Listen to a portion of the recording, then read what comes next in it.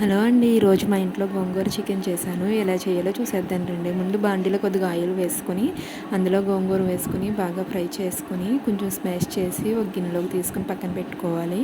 మళ్ళీ ఆయిల్ వేసుకొని అందులో హోల్ గరం మసాలాలు వేసుకొని కొంచెం పచ్చిమిర్చి కరివేపాకు వేసుకుని కొంచెం ఫ్రై చేసుకోవాలి. దాని తర్వాత కొద్దిగా ఆనియన్స్ వేసుకుని ఫ్రై చేసుకోవాలి.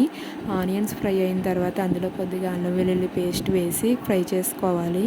తర్వాత మనం శుభ్రంగా కడిగి పెట్టుకున్న చికెన్ ముక్కలు వేసి బాగా ఫ్రై చేసుకోవాలి. ఒక 5 మినిట్స్ మూత పెట్టి ఫ్రై చేస్తే వాటర్ అంతా బయటకు వచ్చేస్తుంది. వాటర్ బయటకు వచ్చిన తర్వాత మనకు సరిపడా కారం వేసుకోవాలి. కారం వేసి ఫ్రై చేసి మళ్ళీ మూత పెట్టుకోవాలి. ఒక 5 మినిట్స్ తర్వాత గోంగూర పేస్ట్ వేసి బాగా కలిగి పెట్టుకొని మళ్ళీ 5 మినిట్స్ మూత పెట్టుకోవాలి. మనకు కావాల్సిన గ్రేవీకి కావాల్సిన వాటర్ పోసుకొని మూత పెట్టుకోవాలి. లాస్ట్లో కొద్దిగా చికెన్ మసాలా వేసుకుని మూత పెట్టుకోవాలి. దాని తర్వాత కొద్దిగా కొత్తిమీర వేసి సర్వ్ చేయాలి. నేను ఇందులో 2 ఐటమ్స్ చెప్పడం మర్చిపోయాను. ఏంటో కామెంట్ చేయండి.